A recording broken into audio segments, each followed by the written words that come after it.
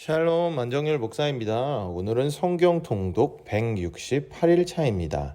오늘 함께 읽을 하나님의 말씀은 열왕기하 11장에서 14장까지의 말씀입니다. 열왕기하 11장입니다. 아하시아의 어머니 아달랴가 그의 아들이 죽은 것을 보고 일어나 왕의 자손을 모두 멸절하였으나 요람 왕의 딸 아하시아의 누이 여호세바가 아하시아의 아들 요아스를 왕자들이 죽임을 당하는 중에서 빼내어 그와 그의 유모를 침실에 숨겨 아달랴를 피하여 죽임을 당하지 아니하게 한지라. 요아스가 그와 함께 여호와의 성전에 6년을 숨어 있는 동안에 아달랴가 나라를 다스렸더라. 7째 해에 여호야다가 사람을 보내 가리 사람의 백부장들과 호위병의 백부장들을 불러 데리고 여호와의 성전으로 들어가서 그들과 언약을 맺고 그들에게 여호와의 성전에서 맹세하게 한 후에 왕자를 그들에게 보이고 명령하여 이르되 너희가 행할 것이 이러하니 안식일에 들어온 너희 중 3분의 1은 왕궁을 주의하여 지키고 3분의 1은 수루 문에 있고 3분의 1은 호위대 뒤에 있는 문에 있어서 이와 같이 왕궁을 주의하여 지키고 안식일에 나가는 너희 중 2대는 여호와의 성전을 주의하여 지켜 왕을 호위하되 너희는 각각 손에 무기를 잡고 왕을 호위하며 너희 대열을 침범하는 모든 자는 죽이고 왕이 출입할 때에 시위할지니라 하니 백부장들이 이에 제사장 여호야다의 모든 명령대로 행하여 각기 관할하는 바 안식일에 들어오는 자와 안식일에 나가는 자를 거느리고 제사장 여호야다에게 나아오매 제사장이 여호와의 성전에 있는 다윗 왕의 창과 방패를 백부장들에게 주니 호위병이 각각 손에 무기를 잡고 왕을 호위하되 성전 오른쪽에서부터 왼쪽까지 제단과 성전 곁에 서고 여호야다가 왕자를 인도하여 내어 왕관을 씌우며 율법책을 주고 기름을 부어 왕으로 삼음에 무리가 박수하며 왕의 만세를 부르니라. 아달랴가 호위병과 백성의 소리를 듣고 여호와의 성전에 들어가 백성에게 이르러 봄에 왕이 규례대로 단 위에 섰고 장관들과 나팔수가 왕의 곁에 모셔 섰으며 온 백성이 즐거워하여 나팔을 부는지라. 아달랴가 옷을 찢으며 외치되 반역이로다 반역이로다 하매 제사장 여호야다가 군대를 거느린 백부장들에게 명령하여 이르되 그를 대열 밖으로 몰아내라. 그를 따르는 자는 모두 칼로 죽이라 하니 제사장의 이 말은 여호와의 성전에서는 그를 죽이지 말라 함이라. 이에 그의 길을 열어주매 그가 왕궁에 말이 다니는 길로 가다가 거기서 죽임을 당하였더라. 여호야다가 왕과 백성에게 여호와와 언약을 맺어 여호와의 백성이 되게 하고 왕과 백성 사이에도 언약을 세우게 하매 온 백성이 바알의 신당으로 가서 그 신당을 허물고 그 제단들과 우상들을 철저히 깨뜨리고 그 제단 앞에서 바알의 제사장 mat단을 죽이니라. 제사장이 관리들을 세워 여호와의 성전을 수직하게 하고 또 백부장들과 가리 사람과 호위병과 온 백성을 거느리고 왕을 인도하여 여호와의 성전에서 내려와 호위병의 문 길을 통하여 왕궁에 이르매 그가 왕의 왕자에 앉으니 온 백성이 즐거워하고 온 성이 평온하더라. 아달랴를 무리가 왕궁에서 칼로 죽였더라. 요아스가 왕이 될 때에 나이가 7세였더라. 열왕기하 12장입니다. 예후의 제7년에 요아스가 왕이 되어 예루살렘에서 40년 동안 통치하니라. 그의 어머니의 이름은 시비아라. 브엘세바 사람이더라.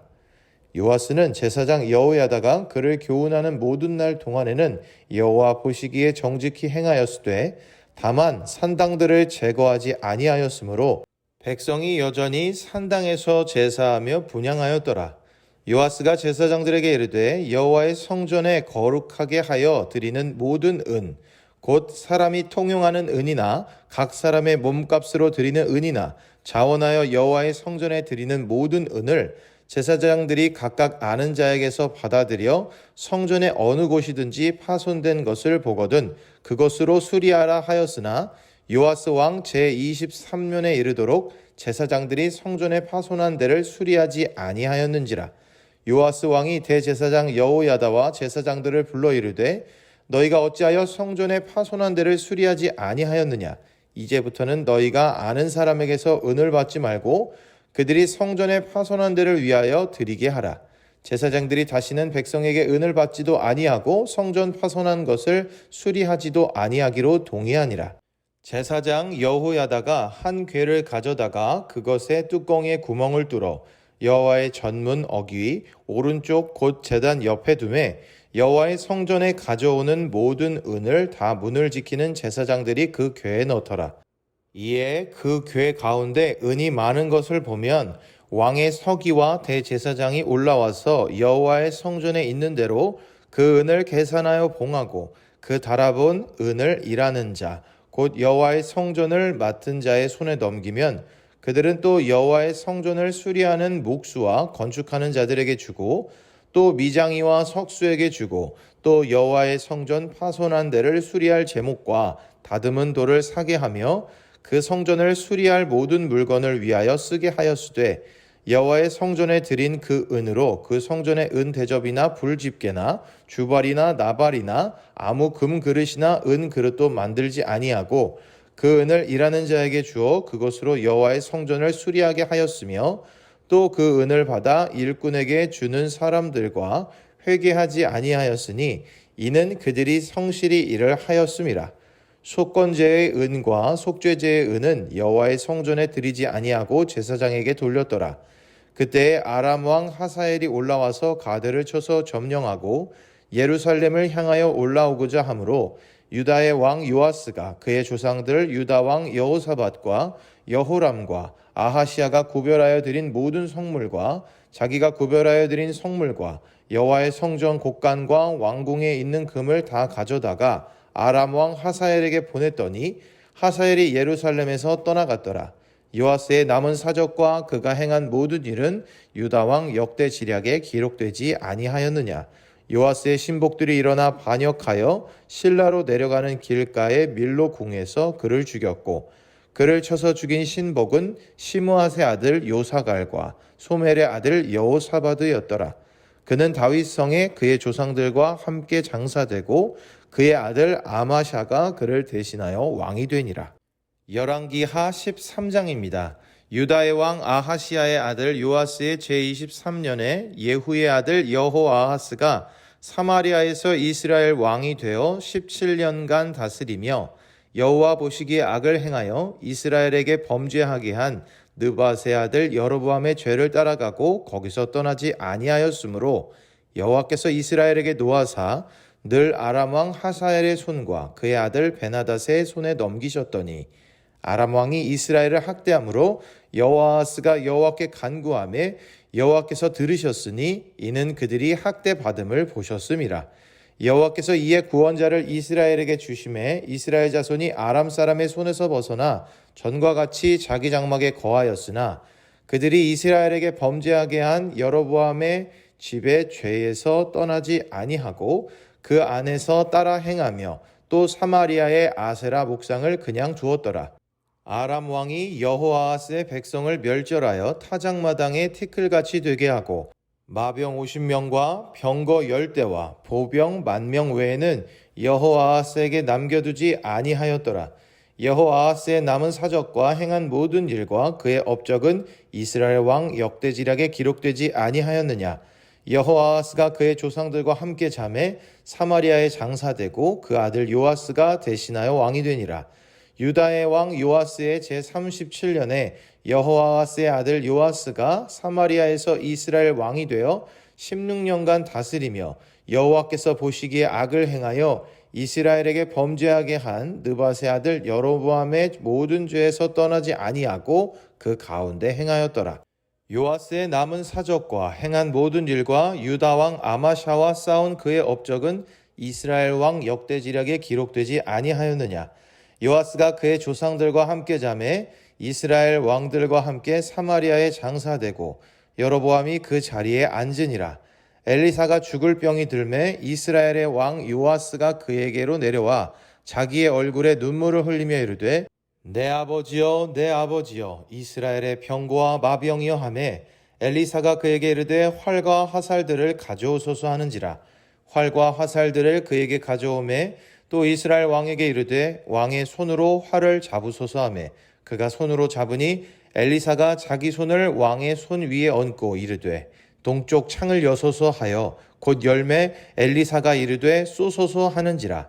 곧 쏘매 엘리사가 이르되 이는 여호와를 위한 구원의 화살 곧 아람에 대한 구원의 화살이니 왕이 아람 사람을 멸절하도록 아벡에서 치리이다 하니라. 또 이르되 화살들을 집으소서. 곧 집음에 엘리사가 또 이스라엘 왕에게 이르되 땅을 치소서 하는지라. 이에 3번 치고 그친지라. 하나님의 사람이 노하여 이르되 왕이 6번을 칠 것이니이다. 그리하였더면 왕이 아람을 진멸하기까지 쳤으리이다. 그런즉 이제는 왕이 아람을 3번만 치리이다 하니라.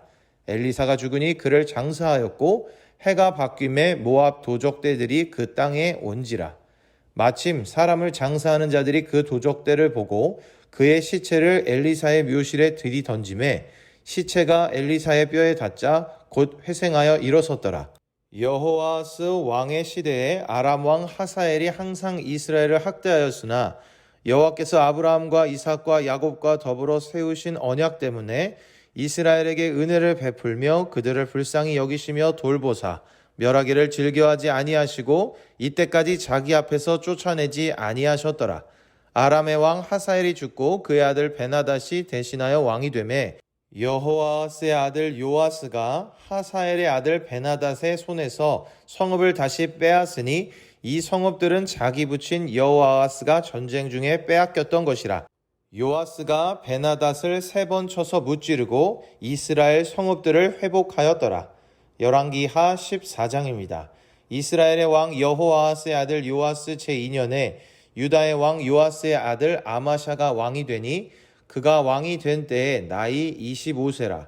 예루살렘에서 29년간 다스리니라. 그의 어머니의 이름은 여호아단이요 예루살렘 사람이더라. 아마샤가 여호와 보시기에 정직히 행하였으나 그의 조상 다윗과는 같지 아니하였으며 그의 아버지 요아스가 행한 대로 다 행하였어도 오직 산당들을 제거하지 아니하였으므로 백성이 여전히 산당에서 제사를 드리며 분향하였더라. 나라가 그의 손에 굳게 섬에 그의 부왕을 죽인 신복들을 죽였으나 왕을 죽인 자의 자녀들은 죽이지 아니하였으니 이는 모세의 율법책에 기록된 대로 함이라. 곧 여호와께서 명령하여 이르시기를 자녀로 말미암아 아버지를 죽이지 말 것이요 아버지로 말미암아 자녀를 죽이지 말 것이라. 오직 사람마다 자기의 죄로 말미암아 죽을 것이니라 하셨더라. 아마샤가 소금 골짜기에서 에돔 사람 10,000명을 죽이고 또 전쟁을 하여 셀라를 취하고 이름을 욕두엘이라 하였더니 오늘까지 그러하니라. 아마샤가 예후의 손자 여호아스의 아들 이스라엘의 왕 요아스에게 사자를 보내 이르되 오라 우리가 서로 대면하자 한지라. 이스라엘의 왕 요아스가 유다의 왕 아마샤에게 사람을 보내 이르되 레바논 가시나무가 레바논 백향목에게 전가를 보내어 이르기를 내 딸을 내 아들에게 주어 아내로 삼게 하라 하였더니 레바논 들짐승이 지나가다가 그 가시나무를 짓밟았느니라. 내가 에돔을 쳐서 파하였으므로 마음이 교만하였으니 스스로 영광을 삼아 왕궁에나 내 집으로 돌아가라. 어찌하여 화를 자취하여 너와 유다가 함께 망하고자 하느냐 하나 아마샤가 듣지 아니하므로 이스라엘의 왕 요아스가 올라와서 그와 유다의 왕 아마샤가 유다의 베세메스에서 대면하였더니 유다가 이스라엘 앞에서 패하여 각기 장막으로 도망한지라. 이스라엘 왕 요아스가 베세메스에서 아하시아의 손자 요아스의 아들 유다 왕 아마샤를 사로잡고 예루살렘에 이르러 예루살렘 성벽을 에브라임 문에서부터 성 모퉁이 문까지 400규빗을 헐고 또 여호와의 성전과 왕궁 곳간에 있는 금, 은과 모든 기명을 탈취하고 또 사람을 볼모로 잡고서 사마리아로 돌아갔더라. 요아스의 남은 사적과 그의 업적과 또 유다의 왕 아마샤와 싸운 일은 이스라엘 왕 역대지략에 기록되지 아니하였느냐. 요아스가 그의 조상들과 함께 잠에 이스라엘 왕들과 사마리아에 함께 장사되고 그의 아들 여로보암이 대신하여 왕이 되니라. 이스라엘의 왕 여호아스의 아들 요아스가 죽은 후에도 유다의 왕 요아스의 아들 아마샤가 15년간을 생존하였더라. 아마샤의 남은 행적은 유다 왕 역대지략에 기록되지 아니하였느냐. 예루살렘에서 무리가 그를 반역한 고로 그가 라기스로 도망하였더니 반역한 무리가 사람을 라기스로 따라 보내 그를 거기서 죽이게 하고 그 시체를 말에 실어다가 예루살렘에서 그의 조상들과 함께 다윗성에 장사하니라. 유다 온 백성이 아사랴를 그의 아버지 아마샤를 대신하여 왕으로 삼으니 그때에 그의 나이가 16세라. 아마샤가 그의 조상들과 함께 잔 후에 아사랴가 엘랏을 건축하여 유다에 복귀시켰더라. 유다의 왕 요아스의 아들 아마샤 제15년에 이스라엘의 왕 요아스의 아들 여로보암이 사마리아에서 왕이 되어 41년간 다스렸으며 여호와 보시기에 악을 행하여 이스라엘에게 범죄하게 한 느밧의 아들 여로보암의 모든 죄에서 떠나지 아니하였더라. 이스라엘의 하나님 여호와께서 그의 종 가드 헤벨 아미떼의 아들 선지자 요나를 통하여 하신 말씀과 같이 여로보암이 이스라엘 영토를 회복하되 하맛 어귀에서부터 아라바 바다까지 하였으니 이는 여호와께서 이스라엘의 고난이 심하여 매인자도 없고 노인자도 없고 이스라엘을 도울 자도 없음을 보셨고 여호와께서 또 이스라엘의 이름을 천하에서 없이 하겠다고도 아니하셨으므로 요아스의 아들 여로보암의 손으로 구원하심이었더라. 여로보암의 남은 사적과 모든 행한 일과 쌓은 업적과 다메섹을 회복한 일과 이전에 유다에 속하였던 하맛을 이스라엘에 돌린 일은 이스라엘 왕 역대지략에 기록되지 아니하였느냐. 여로보암이 그의 조상 이스라엘 왕들과 함께 자고 그의 아들 스가랴가 대신하여 왕이 되니라. 아멘. 오늘의 말씀에는 유다의 왕 아달랴, 요아스, 아마샤의 이야기, 유다의 대제사장 여호야다의 이야기, 이스라엘 왕 여호아하스, 요아스, 여로보암 2세의 이야기, 엘리사의 죽음 이야기가 기록되어 있습니다. 남유다 왕 아하시아가 죽자 아하시아의 모친 아달랴가 스스로 남유다의 왕이 되어 다윗의 후손들을 진멸하려 합니다. 그러자 아하시아의 누이이자 제사장 여호야다의 아내였던 여호세바가 아하시아의 아들 요아스를 몰래 빼내어 6년 동안 키웁니다. 아달랴의 통치가 시작된 지 7년째 되는 해에 제사장 여호야다의 주도 아래 국가의 주도권이 요아스에게로 갑니다. 제사장 여호야다로 인해 남유다는 하나님과의 언약을 새롭게 하며 퇴락한 성전도 고칠 수 있었습니다. 그러나 제사장 여호야다가 죽자 남유다는 또다시 타락의 길을 걷게 됩니다.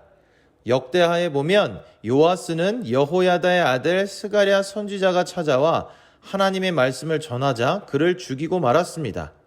그때로부터 일주일 후에 아람 군대가 쳐들어와 남유다를 칩니다. 이는 하나님의 징벌이었습니다. 이후 요아스는 신하들에 의해 죽고 그의 아들 아마샤가 대신하여 왕이 됩니다. 아마샤는 다윗의 길로 행했지만 산당은 없애지 않았습니다. 그로 인해 여전히 백성들은 산당에서 제사하고 분향하게 됩니다.